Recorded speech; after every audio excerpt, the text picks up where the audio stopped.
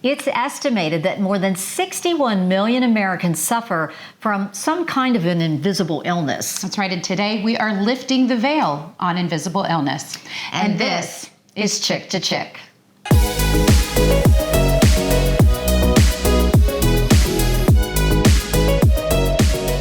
All right, a big thank you today to Three Little Birds for providing our clothes for today's podcast. That's right. And you can find Three Little Birds in Mechanicsburg, Hershey, and now in Lancaster. Thank you so much, Margaret. Okay, today we're talking about something that so many Americans, so many people all over the world really suffer from.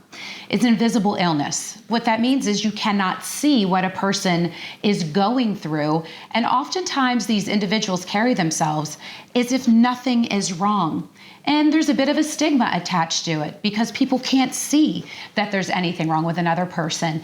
And it has been something that our family has really dealt with and something that's become much more acutely aware to us. Yeah, we had someone on our podcast recently who suffers from MS, and his big frustration is, on the outside, he looks perfectly fine, but on the inside, you can't tell that his legs hurt or he's in pain or there are days that he can't get up. And he tried to tell us and let us know, this is really difficult because people don't see those scars, or they don't see maybe that they're walking with crutches or they have a cast.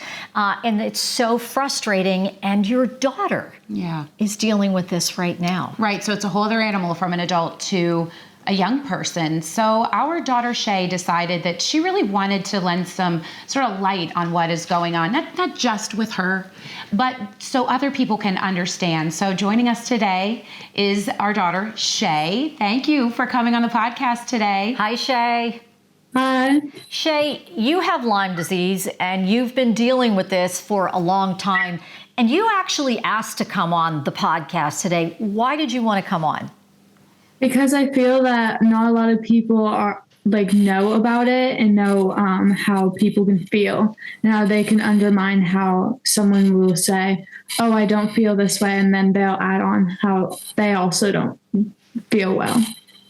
Yeah, so talk to us about what the day-to-day is. You're 16 years old. Most 16-year-olds are, busy and going and just thinking about the next social activity or a test.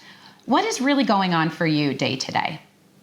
So sometimes I can go out with my friends, and then I have so much energy to go to and do stuff with them. But then the next day I could just crash because I had a lot of energy one day, but then this other day I'm like, all right, I need a break. And my body just crashes.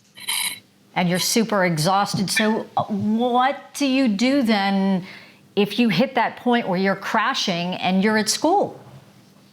All I can do is just tell my teachers and say, hey, I'm having a really bad day today. I'm trying my best to be here, but it is definitely hard for me to pay attention right now. Do you feel like they understand? Do you feel like they're sympathetic and compassionate, or do they say things like, well, you look completely normal, so what's going on here? Some teachers can be very nice, like biology teachers. They're very nice about it. But some other teachers are like, oh, get over it, or, oh, come back from the nurse's office real quick. We need to do this. When I'm obviously asking for a reason because I don't feel well. So how is this impacting you? You're a student, you're trying to learn, you're trying to be social. How's this all making you feel? It's a lot because I have I deal with anxiety and stuff. So that's also on my plate. And then with studying, making sure I can go and see my friends, it just keeps on adding up. And how I see it is my buckets are just keep on getting filled up. Okay, what buckets and getting filled up? What do you mean by that? What are you talking about? What buckets? So how I like to imagine it is I have it's water in the bucket. Every time something oh, I have to go study, that's another thing to my bucket. Oh, I have to make sure that I have enough energy, that's another thing to my bucket. So basically the only way the buckets can drain is by taking that off your plate. by working through it. But with that, sometimes creeps up other things. So you could have one thing go away, but like 10 more add on while you're trying to focus on one thing. So here you have a teenager, and they already have all these things they're trying to deal with, just like regular teenage things. And now you have this invisible illness. How is it going with other kids your age who really aren't going through what you're going through? Not to say kids aren't going through other things, right? But what do you want others to understand and know about people who have invisible illness?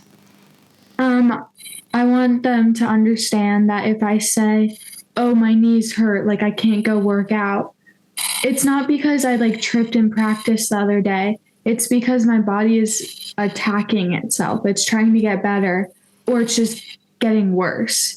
Do you think that kids understand? Do they doubt what you're saying? Do they make fun of you? Like, what's the reaction? What are you dealing with other kids?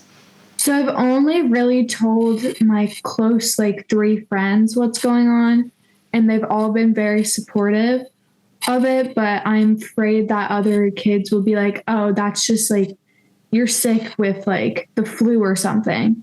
Like, I don't think they understand what it actually is, because I obviously didn't understand until I've been dealing with this for so much longer than I thought I would.